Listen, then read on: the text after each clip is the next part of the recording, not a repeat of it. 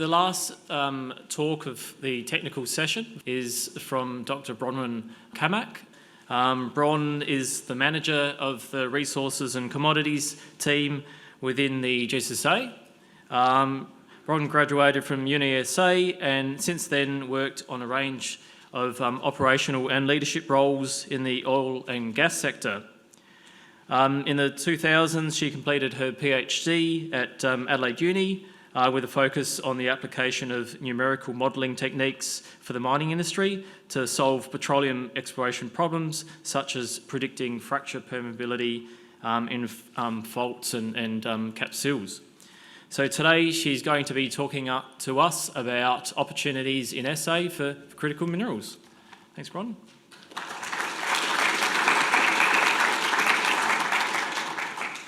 Thanks, Adrian, and thanks very much for having me here today. So what I want to do today is just run through what we're doing in the survey in the critical mineral space. So we have a project going and just want to go through a little bit of that. So really what we've got is some key messages around critical minerals right now, how we understand it, and as Jess quite eloquently told us before, so I'll zip through some of this a little bit quicker, is really that critical minerals are essential to national security, economic development and a green energy future. A mineral or metal is considered critical if its supply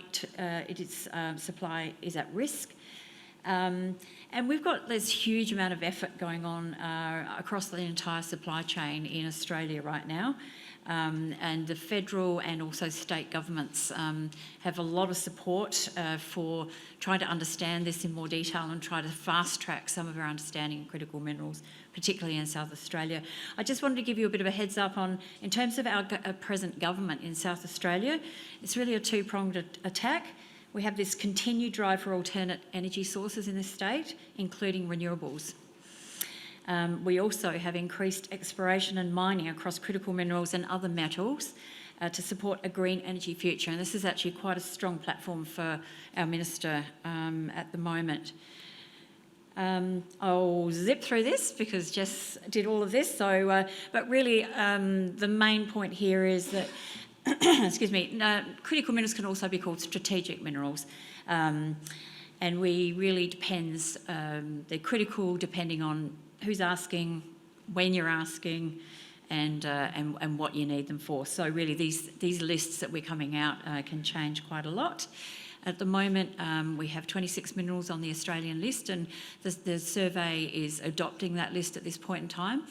We actually had a session where we tried to knock some of these minerals out for South Australia and we couldn't. So we're trying to investigate across the whole of the 26 minerals.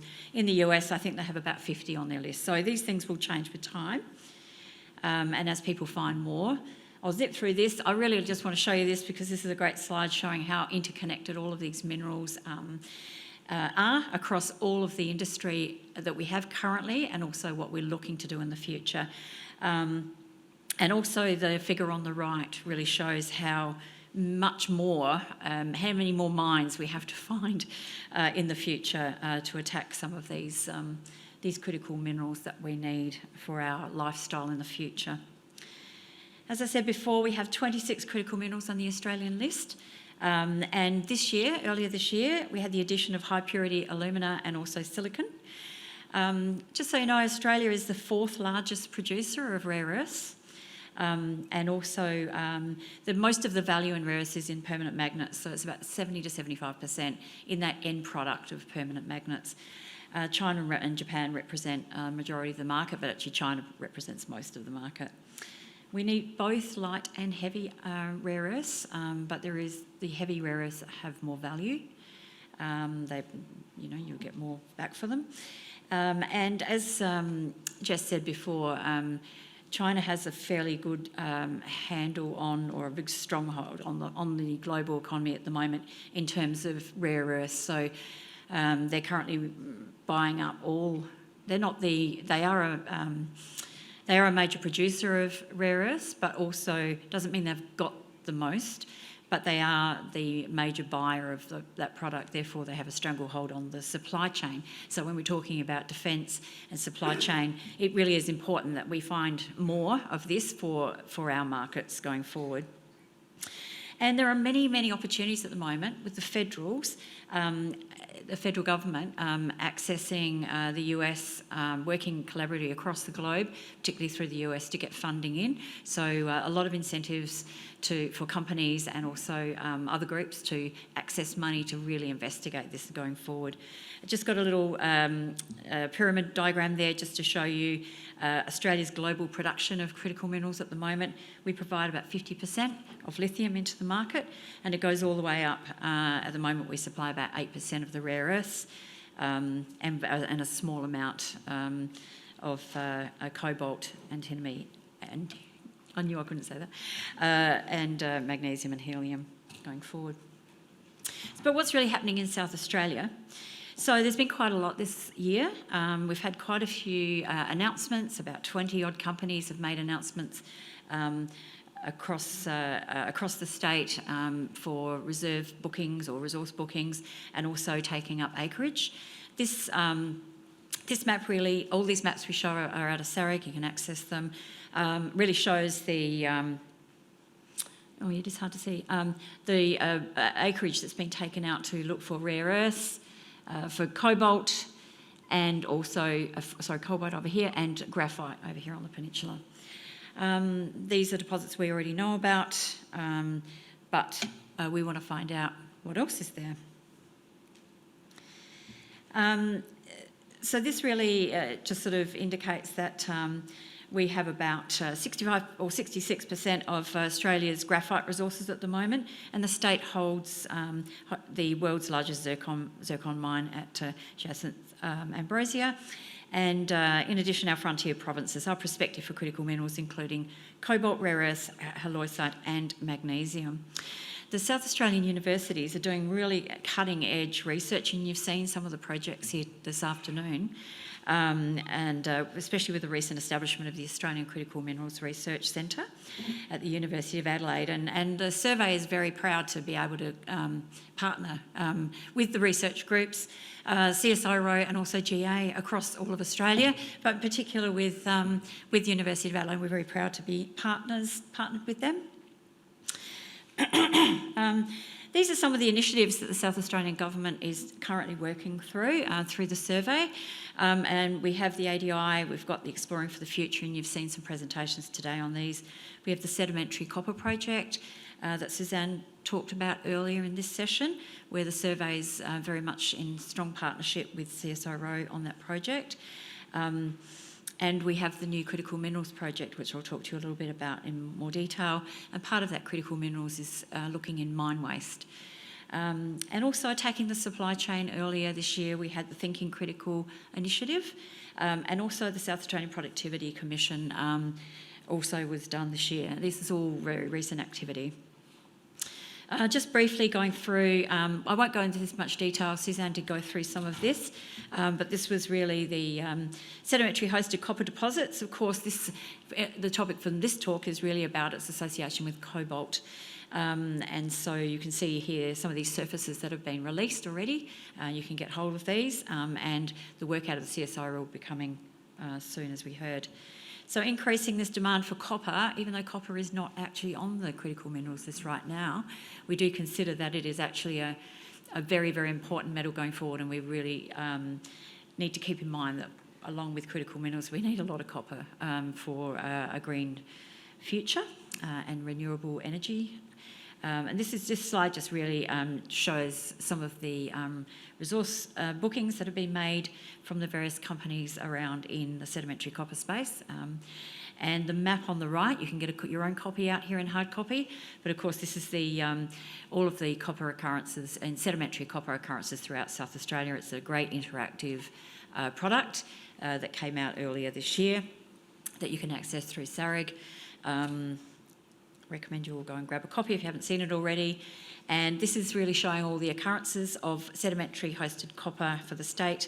And it's what we know about cobalt in there right now. They seem small numbers right now, but I think just the search is on. And we, as we said, there's about 40% of copper occurrences in South Australia are in this sedimentary hosted copper domain. Let's talk quickly about the Critical Minerals Project. So this has really just kicked off in the last few months. And it really has got a bit of a three-tiered approach. So really we have like a project that we're looking across what we know today about the prospectivity and critical minerals in the state. And that's kind of what we know. We have a project starting off in the new year where we'll be going and looking at pulling out key drill holes for the core library at Tonsley and resampling and doing full elemental analysis across those samples, looking for things that may have been missed. And we heard earlier today how explorers often, it is expensive to do this full elemental analysis, and often some of these elements and minerals that are in there just are not picked up at the labs. So we want to go back and actually do a systematic approach across the state and do some key, and we'll do as many as we can of those within the time that we've got. And that will be kicking off in the new year. It's super exciting. We'll also be obviously scanning all of those core drill holes at the core library with the high logger and also PXRFs. And if we still had the MPL, the Mobile Petrophysical Lab from CSO, we'd be thrown through there too, but I think that's going back. And then the third pillar of this project is really what we threw away. So it's all the stuff that potentially could be in mine waste. So it's the secondary potential of mineral or mining. It's if you can get it, it's cheap, it's on the surface. And we have just conducted a bit of a study across our state from our mines. So all of this will be underpinned by a critical mineral strategy that's currently kicking off, and also an economic study to have a look at the value to the state in critical minerals. Just in a bit more detail, I won't go through all of this for you, it's a bit boring, but what I want you to see is some of the timeframes we'll be starting to release. So as we go through this project, we'll be releasing information through SARIG, through LinkedIn bursts, and on our website. So we do have a new website there that you can go on and start looking for information. We'll be releasing things as we go. So you can see the stock take, which is what we know. The mineralogical characterisation is what we don't know right now, and what we've thrown away in the mine waste as we go through these. But it's about another 18 months to 2 years that we'll be working on this project. A little bit more detail in the mine waste side of things.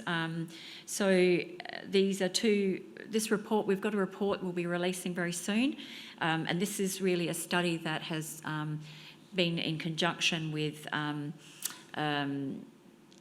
Laura Jackson from the Sustainable Mineral Institute up in the UQ, and Anita Park-Fox, and they have been going through, working with our team, looking at over 1,000 mine sites. We've basically been, and then ranked them against 5 criteria. You can see the criteria there. Mine status. We focus more on the abandoned in care and maintenance sort of thing. An operating mine, really is still under operatorship, so we wanted to find out what we could access for and sort of stimulate potential investment in the state in this area. So we could have focused on the mines that were not currently operating. Known commodities, obviously, if there was any indication there was critical minerals in any of those mine sites, they got a fairly good weighting. And the other associated commodities are really around what should be there. They may not have understood that they've got it, but it's in the mine waste, but it could probably be there if if we're in the right mineral systems. Discovery year, older is better. We think that the older mines were chunked up more, and we've got bigger chunks in the mine waste that potentially have a bit more opportunity, but obviously it's just a ranking system, and then the mine waste feature is really the size, so bigger the better. So some of the other things, distance to major infrastructure, mine sites and ports, and environmental contamination were considerations through the project. So that report will come out with a whole ranked set of mine sites and all the geology. There's case studies in there. It's a really great report. So as soon as we release that, we'll let you know and jump on and see what we've been up to. I just wanted to introduce the team. I've got this most amazing team. So Wei Hong's no longer with us. He's got a job down in Tassie now with codes, but he was working with us. Alicia, you heard today, out of the High Logger, and Carmen is here on the sedimentary copper and all of our resource and assessments and advice. Alex has been working on the mine waste project and will move into the main project shortly.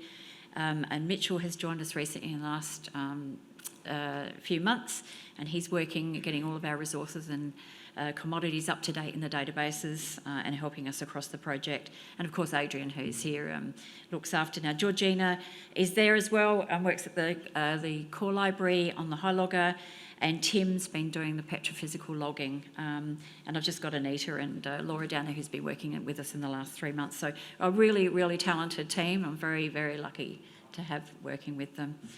So just in final messages. Stuff on the left is what we've already said before, but really what I just wanted to finish off with is just that the survey, we're just continuing to drive value to industry by delivering high quality maps, data sets and expert advice. We really enjoyed doing this work and we'll continue to do it. The Critical Minerals project is around 2 years at the moment. We're hoping it will be ongoing as we get through this first part of the work, but right now we're committed to a 2-year project to develop a clear understanding of the state's critical mineral resource inventory.